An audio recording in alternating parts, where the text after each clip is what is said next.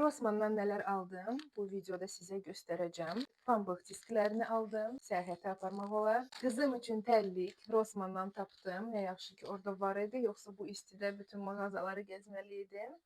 Əslində bu rəng daha çox oğlanlara aiddir, amma başqa rəng yox idi. Ona görə bunu götürdüm. Sürüşməyən tərliklərdəndir. Bundan həm də çinmək də olar. Qızım üçün şampun aldım. ChatGPT dedi ki, bu çox yaxşı markadır, Almaniya istehsalıdır. Ona görə bunun balaca boyunu və tam boyunu da aldım. 20 neçə manatlıq alış-veriş eləyəndə bu endirimə düşürdü. Cəmi 4 manata. Belə bir Nutella götürdüm. Qızım Nutellanı çox sevir. Dedim ki, səyahətdə rahat olar, böyük banka aparmaqdansa biz yaxın bir zamanda 3-4 günlük gedirik. Əvvəlki videoda göstərdiyim kipriklər üçün kley.